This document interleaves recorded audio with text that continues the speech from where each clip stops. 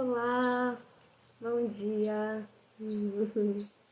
Bem-vindos, bem-vindas. Oi, Anne, obrigada, viu, pela ajuda. Oi, Ká. Oi, todo mundo que tá chegando. Bom dia, gente. Como é que vocês estão por aí? Alguém me conta se tá me ouvindo bem? Que aí eu vou chamar a Mara daqui a pouquinho. A Mara tá chegando. Eu já vou colocá-la. Deixa eu pôr aqui. Vocês estão me escutando bem? Tá tudo bem com o som? A Kaki, minha maior incentivadora de lives, minha grande professora desse novo jeito de estar com as pessoas. A Mara deve estar chegando. Deixa eu ver aqui.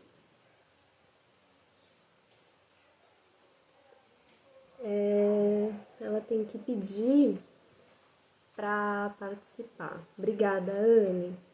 Então vamos lá, a gente está aqui hoje para conversar, para escutar bastante da Mara Gerbelli, que é uma pessoa que tenho certeza que todo mundo que está chegando por aqui chega para escutá-la. Ela é uma pessoa muito inspiradora, que a gente precisa ouvir nesse momento.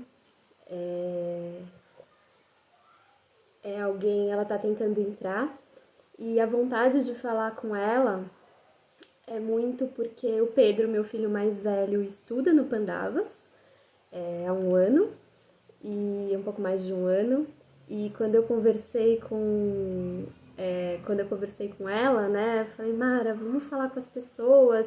Ela quis falar sobre o cuidado com os educadores e com as educadoras, né? Então hoje a gente está aqui para conversar um pouco sobre isso, sobre diante de tudo isso e de tantos temas que esse tema da educação pode abrir. Como é que a gente cuida, né, dos professores, das professoras, dos educadores, educadoras? Então é por onde a gente vai transitar um pouco hoje. O Pandavas é uma escola que acredita muito na presença, é uma escola que tem uma pedagogia orgânica no meio da mata, então, e na comunidade, no poder da comunidade, de formar cidadãos, então é uma escola da atitude, né? Então esse está sendo um momento de bastante desafio, de olhar para essa educação à distância que vem acontecendo, sem perder os seus princípios, né? Deixa eu ver aqui para os pedidos para entrar. Ainda não chegou. Ah, sobe agora. E aí a gente recebe a Mara para essa conversa. Ah, tá entrando. Vamos lá. Eba, deixa eu Oi? Tá me ajeitar ouvindo, aqui. Thaís? Tô te Tá me ouvindo? vendo, tô te ouvindo. Tô te ouvindo bem. Deixa eu só dobrar por aqui um pouquinho. Muito bem, você me escuta bem, Mara? Escuto. Tudo bem, vamos Eba, lá. bom dia. Bom dia. Bem, Bom dia a todo mundo. bem-vinda. Estava aqui contando que o convite veio do lugar de te admirar muito, de ser muito grata pelo Pandava, e também que o Pedro estuda lá, né, há um ano e meio.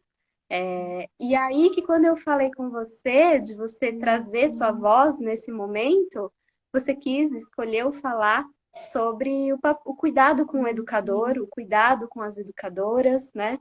Tem tantos temas que a gente poderia falar, mas hoje você vai trazer um pouco desse olhar. Então, eu queria que você se apresentasse, Mara, embora eu acho que muita gente te conhece aqui, e contasse um pouco já, porque tem gente que você quer ver aí, é isso? É, Ah, eu estou vendo os ex-alunos entrando e está me dando um batimento aqui. que bom. Ai, tipo, bom, tem aluno que eu não vejo há muito tempo e eu estou vendo o nominho ali, eu estou ficando meio assim, já É emocionada. Bom, então, posso falar pra então? gente, se você pode, conta de você e por que que você escolheu começar falando do cuidado com os educadores. Olha, eu Meu nome é Mara, né? Eu sou uma das fundadoras do Pandavas, do Instituto Pandavas, e estou à frente do Instituto desde 1978 e à frente da escola do Instituto também, né? Bom, eu escolhi, claro, a gente está numa situação tão especial e tão inesperada que quando você me propôs, muitas coisas poderiam ser faladas, né? A primeira coisa que a gente pensa é nas crianças, né? E nas famílias, como que estão lidando com isso. Mas, justamente, a gente pensa muito pouco no educador. Eu acho que a gente está pensando pouco nele. Que lugar é esse que ele está nesse momento, né? E, e como que ele está lidando com essa situação. Acho que foi isso que me motivou. Eu tenho acompanhado os nossos professores e eu também, que também sou professora, também tenho alunos. Então, eu achei que eles que estão na posição mais desafiadora nesse momento. Todo mundo está, não desmerecendo o desespero de ninguém, a angústia de ninguém. Acho que todo mundo está angustiado, né? Mas eu acho que eles estão numa posição muito, muito, muito vulnerável. Uhum. E o que que você É, sente, Mara, estando onde você está, tanto como educadora, quanto à frente de uma escola, né? O que que você sente que está fazendo a posição do educador ser tão vulnerável? Eu posso imaginar algumas coisas, mas o que que faz que está sendo tão difícil para o educador? bom, eu falo sempre do lugar da nossa escola também, né? Eu estou vendo, eu estou acompanhando outras lives de outras pessoas, de outras escolas, mas eu vou sempre me pautar no que é a minha experiência. Como professora e professora do primeiro ano, esse ano, me deu um desespero muito grande ficar sem as crianças. Primeiro, eram 2 semanas. Quando a gente viu que não eram 2 semanas e que a coisa ia muito além, me deu um medo grande, porque para mim a alfabetização é um momento muito crucial na vida do estudante, que marca, né, marca de verdade, e é um momento delicadíssimo por conta disso. E aí como que eu faço essa alfabetização continuar sem estar presente com eles? E aí, por um lado, a responsabilidade do educador de saber em que pé estão os seus alunos, de ter noção do tanto de conteúdo que ele deveria desenvolver e sem poder ter acesso a essas crianças. Então, esse é o primeiro sentimento.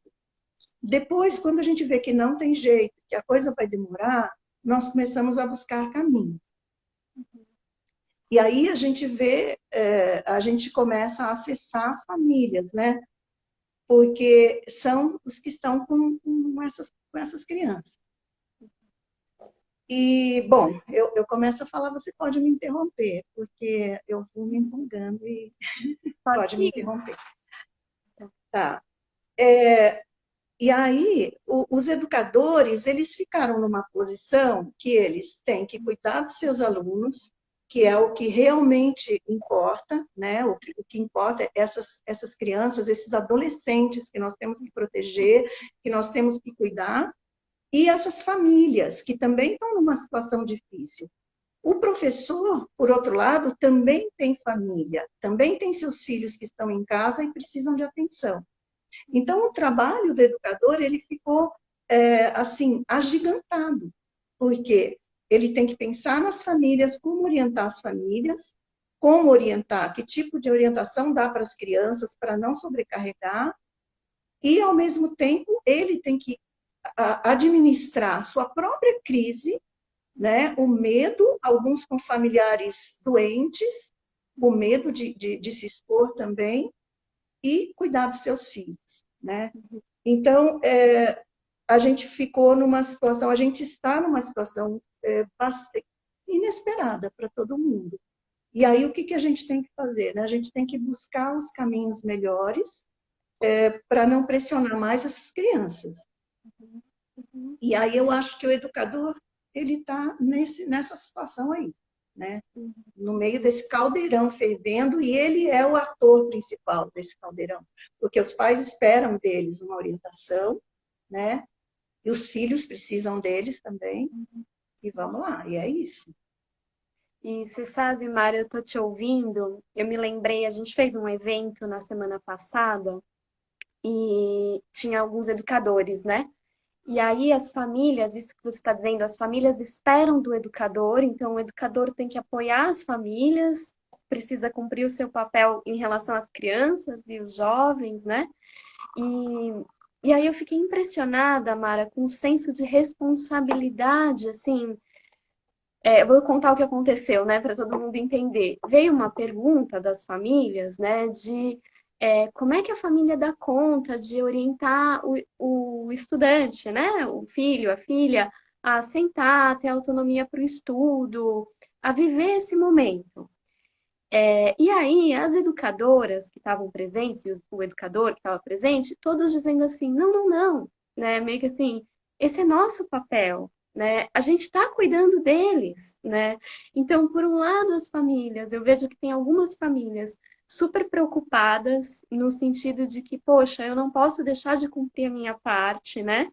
E também aumentando a sua parte, achando que é ela quem tem que dar conta agora de um pedaço, né? Embora tenha. E por outro, tem famílias que estão Uhum, mais esperando o educador fazer tudo. Mas o que me chamou muita atenção foi o lugar do educador, dizendo: eu estou vendo a criança que está com vergonha. Eu estou vendo a criança que está com dificuldade. Eu continuo vendo seus filhos, né? Eu continuo vendo os meus alunos. Eles também são meus, né? uhum. Como é que você sente um pouco isso, Mara? Essa responsabilidade, ela é dolorida, porque a gente não está com eles e a gente se sente mesmo responsável. A gente não quer que os pais assumam o nosso papel. Uhum, A gente quer que os pais sejam pais e mães. É o papel deles. E aí, bom, eu vou, se eu começo a falar disso, eu choro, porque eu vejo os meus pequenos lá. Os pais me mandam vídeo, fotos do que eles estão fazendo, e aí tem criança trocando dentinho, e tem criança que começou a escrever agora em casa, e aí é todo um movimento que a gente gosta de acompanhar. Aí uhum, é o nosso lado, assim, o prazer que dá para a gente de ver os nossos alunos avançando. Mas eu sinto isso, que os professores agora eles têm que achar o jeito de chegar nessas crianças sem sobrecarregar os pais, sem jogar tudo para os pais, mas também não deixando tudo solto demais. E aí o que me preocupa muito, né, que a gente aqui na escola tem discutido muito, e a nível de Secretaria da Educação em Monteiro Lobato também a gente tem discutido, eles não estão na escola. Então, a gente tem, assim, crianças que não querem ouvir falar em estudar, eles não querem pegar o caderno. Crianças e adolescentes, né? Tem uns que eles estão revoltadíssimos, adolescentes principalmente. Tem adolescente se negando, criança também se negando a olhar para a escola, a ouvir o professor, seja por áudio, por chamada de vídeo, eles não querem, né? E outros que querem muita coisa, que estão pedindo mais, né? Então, a gente tem todo tipo de criança e que a gente sabe como lidar com cada uma delas, na presença. O que nós decidimos nesse momento é não sobrecarregar as crianças com conteúdo e recuperar esse conteúdo depois. Dar um suporte agora, um suporte mais emocional para os pais e para as crianças. Então, eles têm atividade, uma atividade por dia, para não ficar totalmente ociosos e para manter também esse vínculo com as professoras, com a escola. E depois a gente vai tratar disso. E os pais precisam fazer a sua função de pai. qual Existe que é, Mara, aprendizagem dentro. nesse momento, Oi? qual é nesse momento essa função de pai e mãe em relação ao aprendizado? Como é que você sente isso? Eu sinto que é a mesma que era antes de acompanhar o dever de casa e estar junto com as crianças, recuperar aquela antiga rotina familiar que hoje nós estamos sendo obrigados a fazer, comer todo mundo junto, inclusive na minha casa. né? Nós estamos todos juntos, comendo juntos na hora do almoço, na hora do jantar, aprendendo receitas novas, cuidando das plantas, de tudo, os animaizinhos. Tem uma família que está construindo uma casinha de tijolos, eles estão fazendo tijolo por tijolo, né? Você deve estar acompanhando nos grupos de pais. Então, essa riqueza que as famílias têm muito a ensinar. E o currículo obrigatório não é a única coisa que essas crianças precisam. Nesse momento, eles precisam do pai e da mãe, eles precisam ter uma rotina familiar. Isso é um aprendizado. A gente não pode descartar isso como não sendo conteúdo. Isso é conteúdo de vida. E num momento tão frágil da humanidade, que a gente percebe que os valores são outros. Hoje, que valor que a gente precisa preservar? É a vida. Então, vamos cuidar da nossa saúde, vamos cuidar da nossa alimentação, vamos plantar, vamos colher. Lógico, eu estou falando da zona rural, né? Mas eu vejo pessoas dentro da cidade que descobrem caminhos também para estar com os filhos nesse momento, né? Então, acho que esse é o papel da família. As tarefas da escola devem ser só tarefas como era antes. Não a criança ficar... Estou absolutamente contra as crianças ficarem na frente de uma tela 5 horas. 5 horas. O que é isso? Né? E aí eu chamo o José Pacheco, né? Porque se já a aula em si, 5 horas de aula é muita coisa, então 5 horas de aula num vídeo, além do fato de que a gente sabe dos malefícios da criança ficar exposta ao vídeo durante tanto tempo, agora a escola está obrigando a criança a isso, e depois que ela para as aulas dela, 5 horas de aula maçante, sem ela poder ter o contato com os amigos, que é por isso que a criança vai na escola, na verdade. As crianças têm saudade da escola, elas têm saudade dos amigos, às vezes dos professores, mas é dos amigos, principalmente adolescentes. Bom, criança e adolescente, eles querem estar com os amigos. Aí eles têm aquela videoaula chata sem poder falar com os amigos, né? E ainda tem que manter uma postura de aluno. O que é isso, né? Então, a gente, em vez da gente estar buscando um caminho mais verdadeiro, a gente está fazendo a mesma coisa, só que agora por vídeo ainda, perdendo essa presença. Então, é perda por todo lado das crianças. As crianças estão perdendo de todos os jeitos. E é bonito te ouvir, Mara. Depois, acho que tem uma pergunta que subiu, aí depois a gente pode trazer. Mas é bonito te ouvir, me toca muito te ouvir, que assim, olhar para... você não está colocando que não dar o conteúdo programado, né? É abrir mão de conteúdo, né? Você está dizendo que existe conteúdo no cotidiano, existe conteúdo nos laços, nos afetos, na família. Então, a gente está dando conta, né, de conteúdo. Sim, A gente só está sim. aumentando o volume do conteúdo que é vivo, né? A gente está Isso, ampliando o conteúdo. sim, sim, então a gente não está perdendo, né? É claro que Exatamente. depois a gente vai precisar pensar em outros indicadores, né? A gente já Uhum, vinha de educação muito conteudista, né? Muito vestibular em muitas uhum, realidades.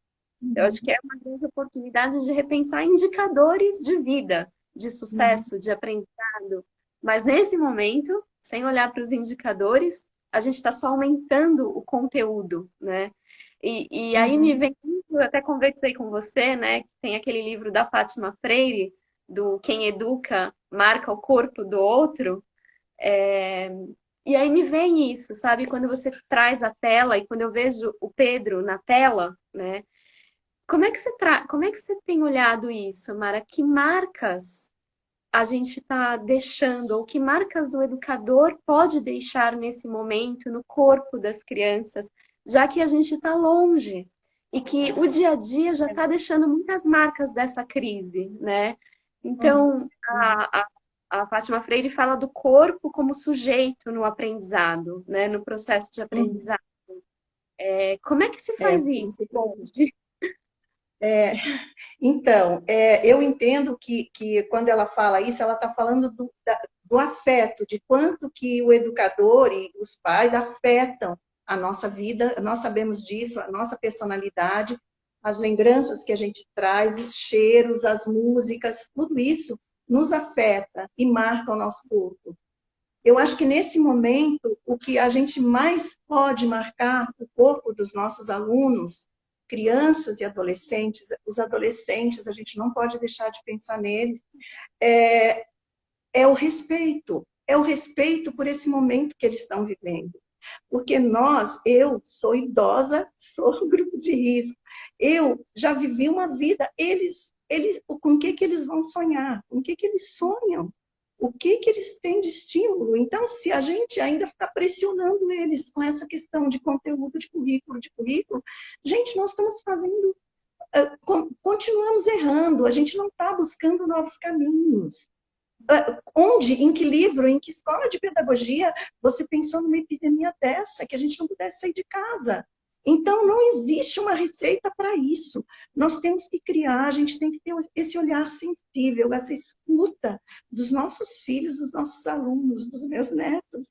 O que eu tenho que dar para eles nesse momento? E eu só posso pensar nisso, respeito, ouvir. Eu não posso ver o meu neto, que é um menino criativo, que gosta de música e que fica aqui treinando piano nas horas vagas, 5 horas na frente de uma tela ouvindo, cochilando muitas vezes, porque ele não está na escola, ele está na casa com o cachorrinho dele, com os irmãos, sabe, com tudo isso. Ele não quer ficar 5 horas na frente, ele é obrigado, porque ele vai ter prova e ele vai ter nota por esse conteúdo. Então, a gente está desprezando essa pessoa que está ali e que precisa do nosso afeto, precisa da nossa compreensão, do nosso apoio, do nosso colo.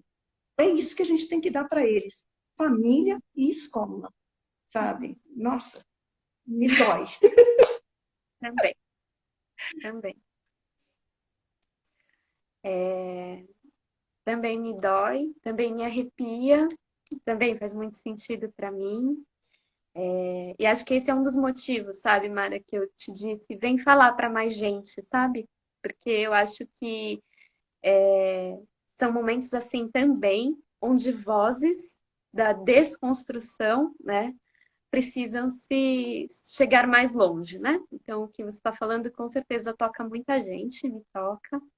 E não sei, me dá vontade de te perguntar, assim, né, voltando lá para o educador.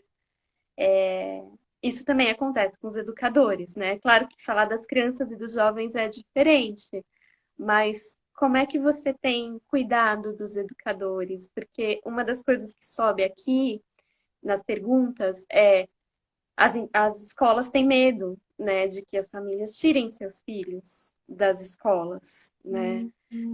Então tem uma É. parte dos educadores que também pode estar pressionada a performar, né? E como a gente não vem de uma cultura onde o afeto e o colo é performance, né? A gente olha muito para o conteúdo. Como é que você entende que é o papel da gestão das escolas? Como cuidar para que o educador fique nesse lugar que você está falando, sabe? Receba esse colo, né? E possa dá-lo. Bom, aí eu posso falar da minha gestão, porque eu sei, eu entendo que as escolas particulares, elas estão sofrendo com medo de perder alunos, estão perdendo alunos. Eu conheço pessoas que já foram demitidas, né, e que estão também nessa pressão de perder os empregos, de perder o trabalho. Então, eu não posso dizer para essas pessoas larguem tudo, mas é o que eu faria, né? Porque, assim, nesse momento, você tem que decidir o que é importante. O que é importante é você estar vendendo, você estar fazendo comércio com a educação, né? E aí eu volto ao José Pacheco. A educação tinha que ser pública sempre, porque essa pressão financeira sobre a educação, ela desvia totalmente o objetivo, os valores, a formação da pessoa. Ela está mais preocupada em encher a cabeça do aluno para passar no vestibular, para ter uma profissão, para isso e aquilo, do que pensar nesse ser humano. E toda essa crise que a gente está passando, ela está nos forçando a pensar nisso. E as pessoas estão indo no caminho contrário, né? Então, de que está servindo essa crise se a gente não volta para si mesmo e busca esses valores, né? Então, eu fico muito solidária com esses educadores que estão sofrendo essa pressão. E no caso aqui da nossa escola, a gente tem se reunido virtualmente, presencialmente também, com todo o cuidado que exige, mas para a gente poder falar umas com as outras do como que a gente está sentindo tudo isso. E num primeiro momento, a gente ficou muito preocupado com o conteúdo também. E aos poucos a gente foi acalmando e vendo que não, gente, vamos cuidar do que eles precisam agora. E aí um projeto que a gente tinha para o segundo semestre, que era trabalhar projetos individuais com as crianças, a gente adiantou. Vamos ver o que eles estão fazendo em casa e o que eles gostariam de desenvolver, o que eles gostariam de aprender que os pais não sabem, né? Que os pais não podem ajudar. A gente tem uma aluna, não vou citar o nome, mas assim, que ela falou, meu pai e a minha mãe fazem yoga, eles não entendem de matemática, e eu preciso saber de matemática, como que eu faço? Então, o professor de matemática, ele percebeu que ele tinha que falar uma outra linguagem com ela, de um outro jeito, não podia esperar que realmente o pai e a mãe explicassem para eles, né? Então, essa angústia que a gente tem que ouvir do jovem, a gente tem que dar esse espaço para eles falarem, mas o educador, ele precisa desse apoio para ele ter essa liberdade também, para ele poder acolher os alunos, porque se a direção da escola fica cobrando, não, você tem que dar videoaula, você tem que dar conteúdo, você tem que dar nota, eles precisam ter um desempenho. Gente, nós estamos massacrando as crianças e os professores, porque não existe um educador, na minha visão, que entrou nessa profissão de gaiato. Ele sabe o que a criança precisa, ele tem lá dentro um sentimento, e é para esse sentimento que ele tem que olhar agora. O que meu aluno está precisando agora? Né? Ele está precisando de colo, o educador também está precisando de colo. Então, vamos junto. E a família também está precisando de colo. Sabe? É a ideia, a vontade da gente se unir mesmo. E de vamos todos juntos salvar essa humanidade. Que é disso que se trata. A humanidade está em risco. Perfeito, Mara. Tinha uma pergunta, olha, pensando aqui, como é que você está vendo as diferentes faixas etárias, né? Então, tem criança, sei lá, Fale se a um gente pouquinho, as diferentes, eu não faixa entendi. etária, como é que você percebe, Mara, a diferença do lugar do educador lá para os adolescentes, para os mais velhos, um pouquinho se a gente pensar na alfabetização, e até chegam perguntas de até menos, né? De 0 a 3 anos, crianças bem pequenininhas. Você consegue trazer um pouco o olhar, de como é que lida, ou quais as principais diferenças, né? Porque é algo muito grande dessas faixas. Como é que você está vendo isso? Eu tô vendo sempre um exagero de exposição às telas, né? Eu vi vídeos para bebês e a criança fica na frente da tela e aí aprendendo a teclar num teclado, bebê mesmo, né? E as escolas postam isso como se fosse um grande trunfo, né? A escola agora está dentro da tecnologia e tudo mais. E eu o muito que um educador de creche, de educação infantil pode fazer é fazer atividades que os pais possam replicar com as crianças, mas não expor a criança a ficar na tela. Se a gente já tem recomendações médicas de que a criança não deve ficar exposta à telinha lá, assistindo desenho ou que seja, durante muito tempo, agora ela vai ficar exposta fazendo tarefa, né? Assistindo videoaula, um bebê, uma criança de menos de 5 anos. Então, cada faixa etária tem que ter esse cuidado. E aos pais que estão em casa, compete fazer atividades de estímulo para as crianças, que é o que o professor de creche faz, né? Contar histórias, gravar historinha, isso até eu acho que é legal, contar histórias, né? Indicar livros para que os pais leiam para as crianças, são essas coisas, músicas, é por aí que eu acho. Agora, os adolescentes, eles precisam ser ouvidos, né? Eu O que acho que que as tem crianças também, de mas ensinado? os adolescentes precisam. Está eu tô escutando, interrompendo um pouco o áudio. eu tô Eu escutando acho que o lugar do adolescente como algo urgente. O que que você tem sentido? urgente. Eu fiquei muito preocupada com as crianças que estão passando do Fundamental 1 para o Fundamental 2, que é o sexto ano, né? Que eram crianças aqui na nossa escola que estavam se adaptando a uma nova rotina e não tiveram tempo de entender esse universo. E os alunos do nono ano que estavam se preparando para a questão de formatura e tudo mais. Então, os alunos do sexto ano, eu que estou atendendo, né? Porque a gente tem tutores, e aí eu ainda estou tutorando esses alunos para poder acompanhar cada um. E o nono ano eu decidi fazer um encontro presencial com eles, né? Como é um número pequeno de alunos, são 6 alunos, a gente fez um encontro presencial aqui na minha casa, num espaço amplo, e foi muito bom, porque eles estavam totalmente desesperançados. Eles achavam que não ia ter formatura, que eles não iam, esse ano ia ser perdido.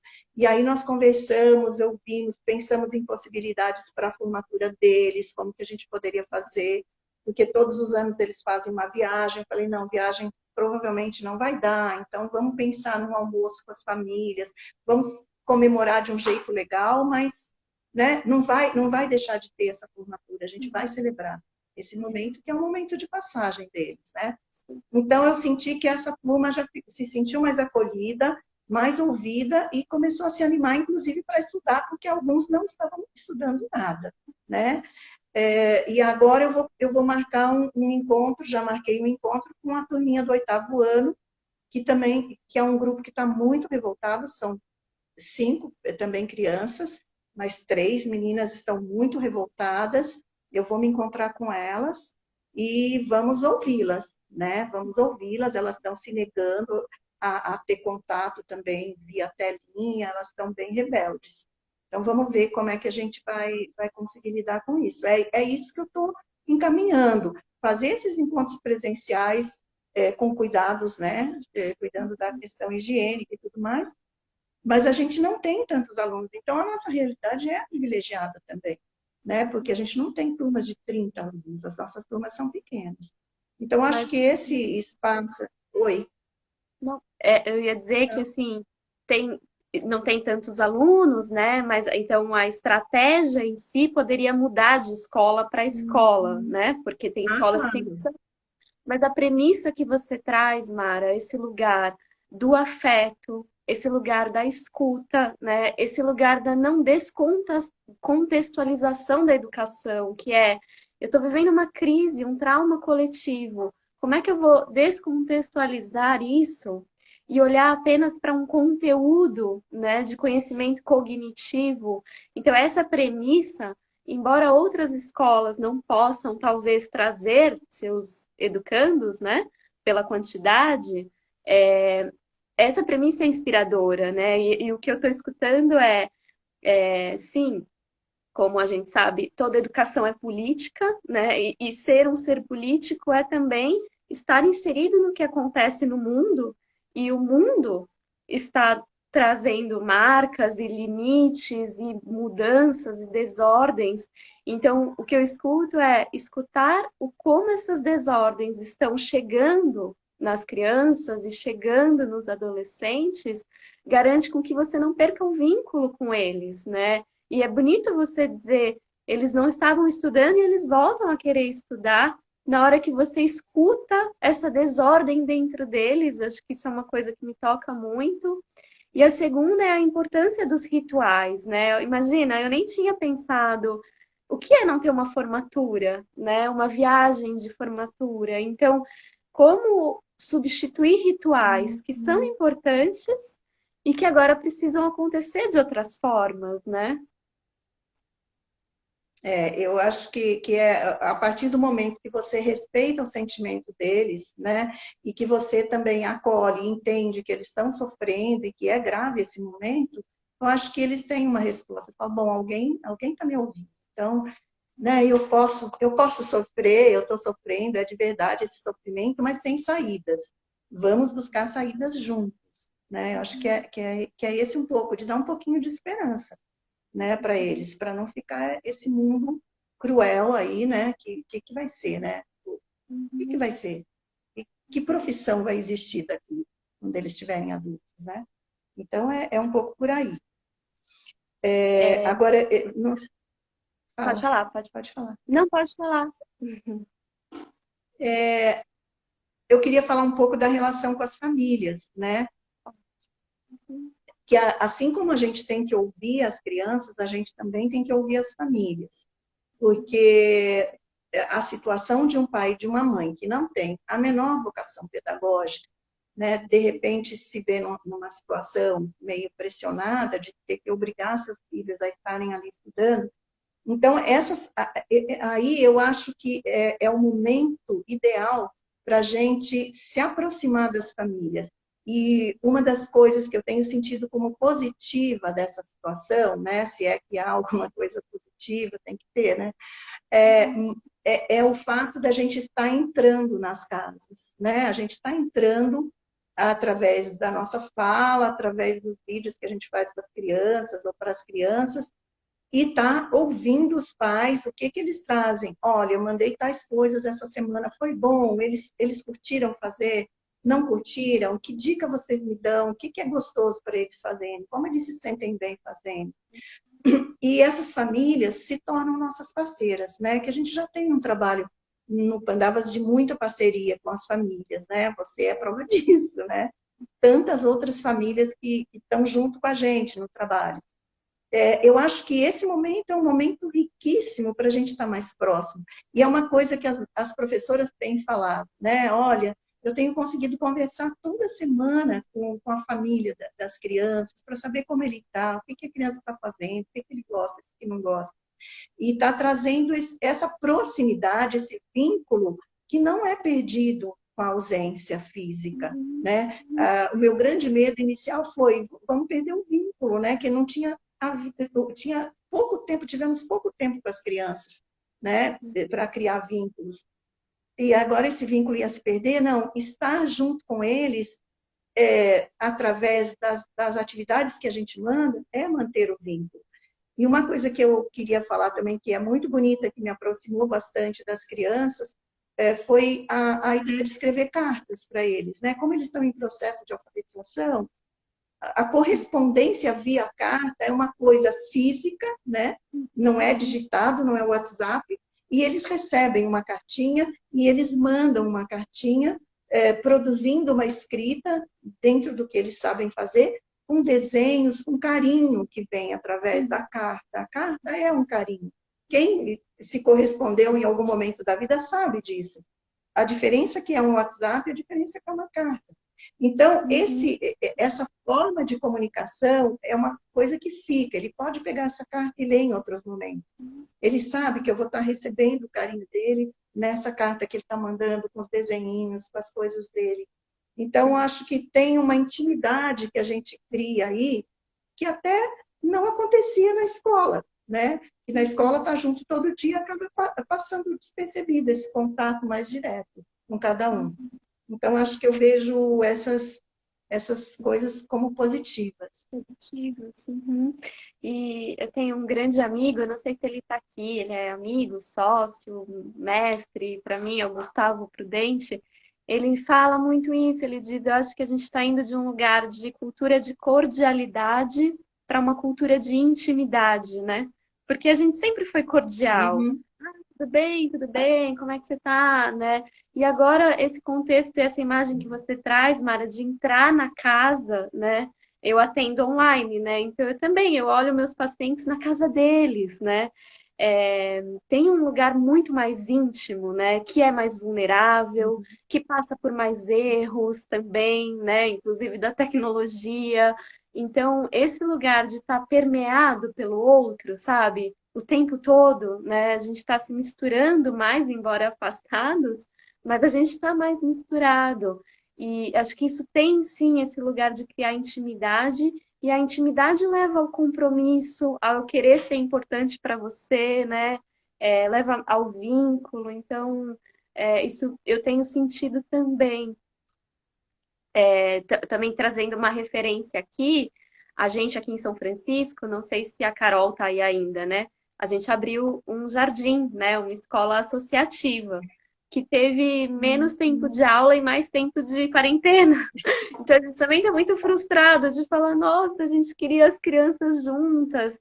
E nessa semana, também pegando o exemplo das cartas, que é tão bonito, a gente escolheu higienizar algumas coisas da escola, alguns brinquedos, né? É uma escola para crianças pequenas, e a gente colocou nos pacotes, nos laços bonitos e entregou nas casas, porque são pouquíssimos alunos, né? Então eles receberam brinquedos da escola. E a Uhum, Melissa, que recebeu dela, ela passou o dia brincando com a família de bonecos que ela recebeu, porque vem no concreto, como vai na uhum, carta, essa lembrança inteira, né? Que a não traz, é difícil para ela trazer isso. Mas no físico, para os pequenos, no concreto, eles se relacionaram ali com a professora, com os amigos, com a lembrança daquele brinquedo, né? Então, foi super uhum. gostoso, sabe? É, É, pode falar, Mara. diga. Não, algumas crianças estão correspondendo entre elas, Ai, que estão escrevendo incrível, cartinha para os amigos. que incrível. E quer um Olha, jeito de alfabetizar melhor?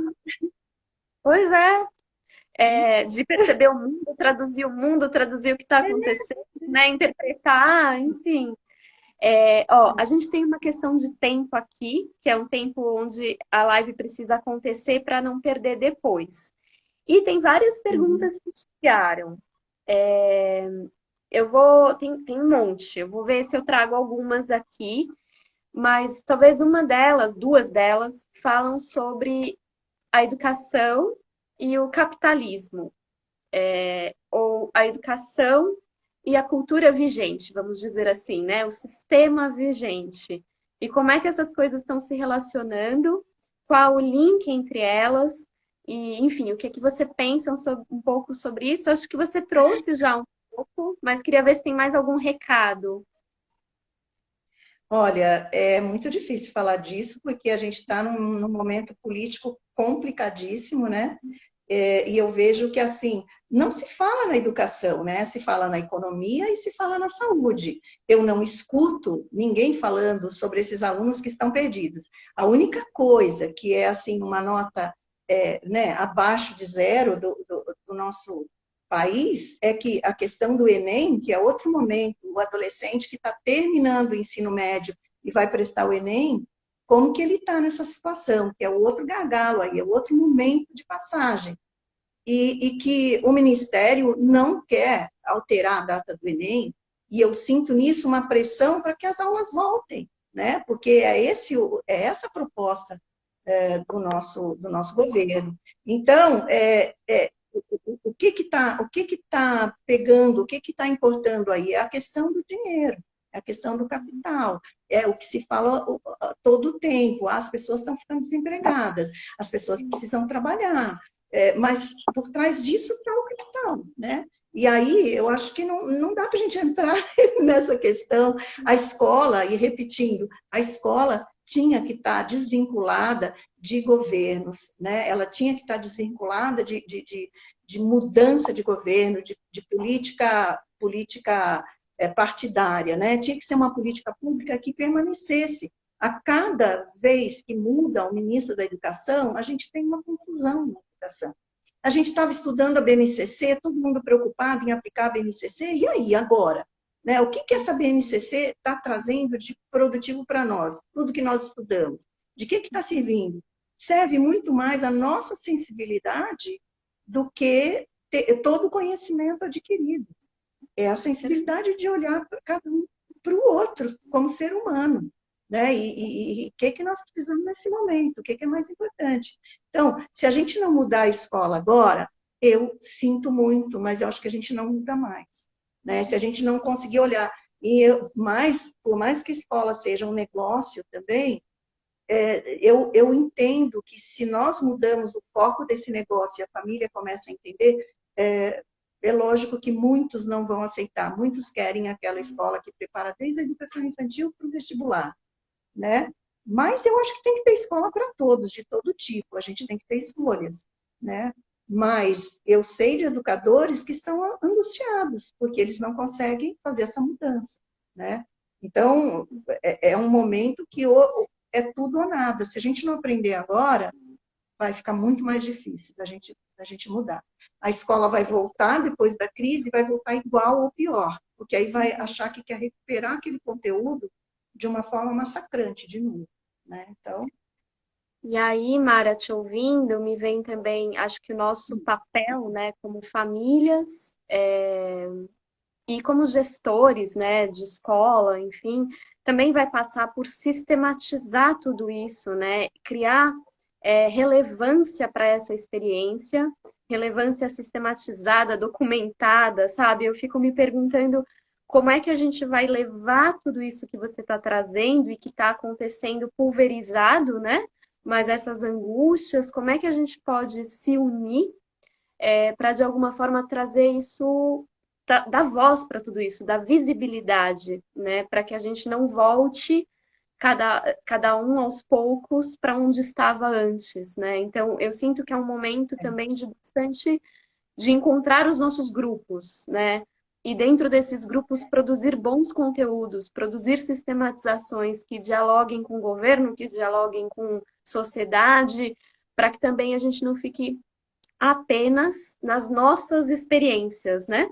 Eu tenho perguntado um pouco isso, sabe? Onde é que a gente se aperta, né? Se encontra para produzir mesmo, né? Enfim, isso também é outro papo, né? é um outro momento. Eu já tenho pensado nisso, de registrar, né, que o registro ele é o que dá autoria, né, para o professor, para o educador.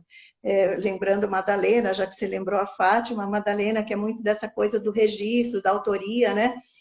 Então, eu já tenho planejado, como coordenadora também desses professores, da gente começar a fazer os registros da nossa, como que nós conseguimos lidar, né, esses momentos que nós estamos passando e ainda vai mudar muita coisa, ainda tem muita coisa para acontecer, de registrar e poder a partir disso incentivar outras experiências, né, outras pessoas que possam se basear nisso e uma coisa que eu acho que eu tenho muita segurança assim, o conteúdo programático, aquele conteúdo a gente recupera. Agora, o ser humano a gente não recupera. Aquelas marcas que ficam no corpo, né? Aquelas marcas é difícil. Você é psicólogo e você fica lá tentando recuperar essas marcas, né? Mas isso a gente tem que cuidar muito nesse momento. Currículo, depois a gente vê. E as crianças são capazes, são competentes, são inteligentes, eles vão tirar de letra. Se eles estiverem bem com eles mesmos, se eles estiverem com as suas necessidades primeiras atendidas, né?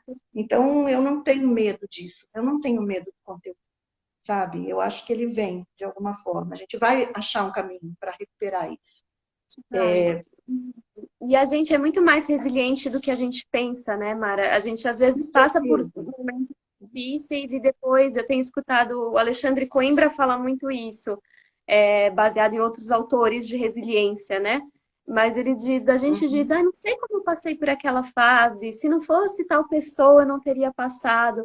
Então, na verdade, a gente tem lastro resiliente dentro da gente quando assegura afetividade, um bom construto social, né? Políticas públicas que nos deem uhum, condição de existir, né? A gente é resiliente. O que vai nos tirando uhum, essa resiliência são as condições e os laços afetivos, né?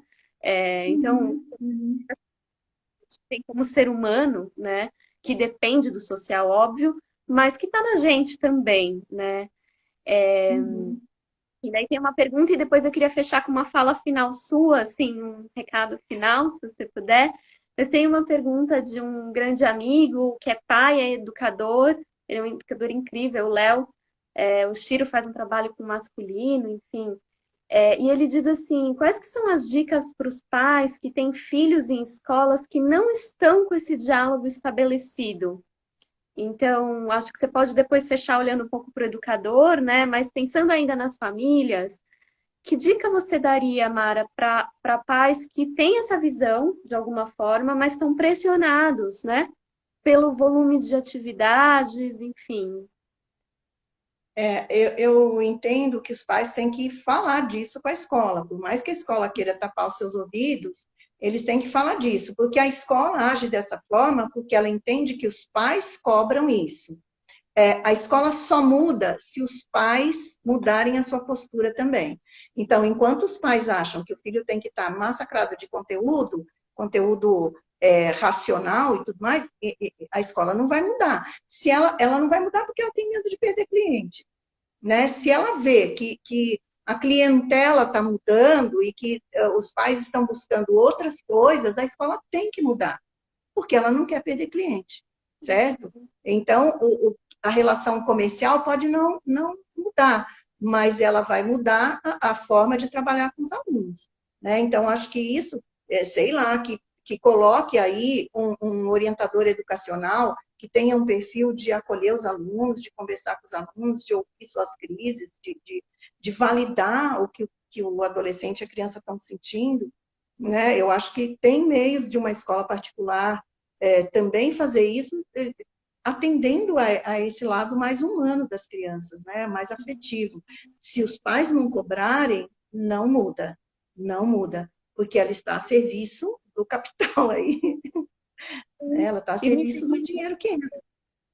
esse lugar que também eu vi que o Brincar Cidade está aqui também fala muito que tem que ser algo coletivo, né, Mara? Porque uma coisa é um pai falar da Uhum. sua realidade e outra coisa é também as famílias se enxergarem. Então, acho que também é uma oportunidade para as famílias fazerem seus grupos de estudos, abrirem as suas rodas de conversa como famílias, né, para que também Uhum. esse deixe de ser tão individual e passe a ser um olhar para as crianças daquela sala, né? Uhum. A gente é mais acostumado muitas vezes a olhar para a nossa casa, mas acho que a força vem também quando a gente olha pro coletivo e consegue Do enunciar as coletivo. demandas do coletivo, né? Uhum. E aí Uhum. talvez essa escola Uhum. possa compreender melhor isso como algo plural, né? E não uma demanda daquela família, né?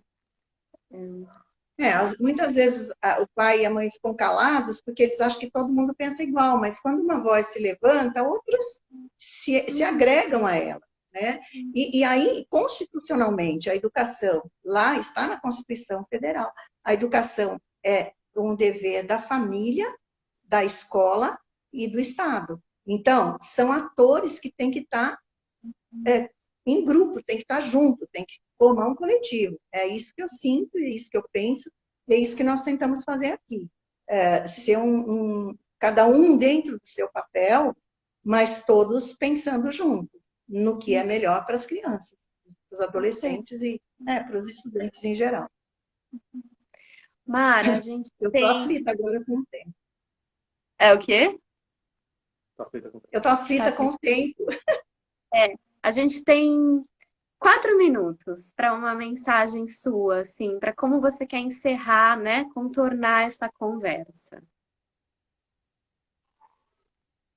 Eu quero. Então, eu acho que assim, eu falo de um lugar muito privilegiado. A gente está numa situação aqui que, embora com o isolamento social, a gente tem muito contato com a natureza, então é difícil me colocar no lugar de pessoas que estão dentro de um apartamento, né? E eu sinto se eu ofendi essas pessoas, porque eu sei que não é fácil, eu tenho minhas sobrinhas que estão nessa situação, com criança dentro de casa, mas eu acho que todos nós precisamos olhar para essa realidade, e aquilo, agora citando de novo a família Freire, né? Quando Paulo Freire fala aquela frase mais chavão do Paulo Freire, temos que ler o mundo antes de ler as palavras, né?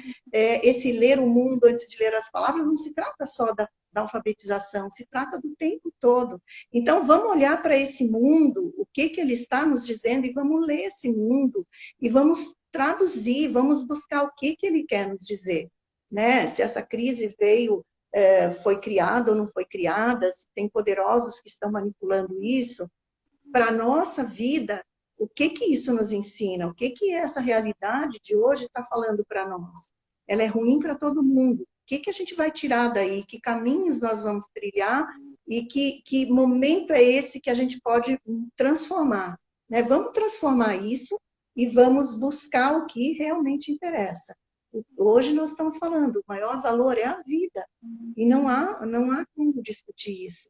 Então, vamos tentar nos relacionar e buscar novos caminhos dentro da educação para os educadores e para os educandos também, as famílias também. Nós temos que ser um coletivo mesmo, de verdade. Eu acho que nada melhor nesse momento do que a gente buscar essa coletividade, esse apoio mútuo para todo mundo seguir trabalhando e cuidando dos nossos, né? Eu acho que é mais ou menos isso que eu espero e que eu desejo para todos. Hum. Mara, super, super, super obrigada, assim, vou dizer isso em nome de todo mundo. Eu me sinto dizendo em nome de todo mundo que estava aqui. Também quero agradecer muito todo mundo que entrou, assim, a gente pôde fazer uma conversa com o tempo todo, quase com 100 pessoas, e isso é muita gente, né? Acho que a gente precisa celebrar os encontros, sabe? E encontrar num domingo de manhã tanta gente, né? Tem muito valor, né? Esse lugar da gente não estar sozinha mesmo, nem sozinha, nem sozinho. Esse lugar da gente não se conhecer presencialmente, a gente não conhece essas 100 pessoas, mas há algo, ou alguém, mas há princípios, há valores, há afetos que fazem a gente se encontrar, né? E acho que isso tem tudo a ver com educação, como você trouxe. Então, eu queria agradecer muito as pessoas que chegaram com a gente, nos agradecer por a gente ter sustentado esse espaço e te agradecer por ser essa voz tão lúcida, tão entusiasta, tão afetiva nesse momento. Assim, é um prazer que o Pedro estude no Pandavas, é um prazer que você seja a nossa tutora para tantos assuntos. Você sabe que eu já te liguei várias vezes para dizer, olha, eu não estou em casa, o Pedro está assim, assim, assim, você pega ele aí para mim, né? Então, eu agradeço infinitamente e estamos juntos, gente. Eu quero agradecer também a você pela iniciativa, jamais teria me exposto a isso por iniciativa própria e aos ex-alunos que eu vi passando aí, queridos, muita saudade, né? E um beijo para todo mundo. Muito obrigada por compartilharem com a gente. Beijo, beijo. Obrigada, gente. Até. Tchau, Mara. Até. Tchau, Thaís. Tchau. Hum, coração.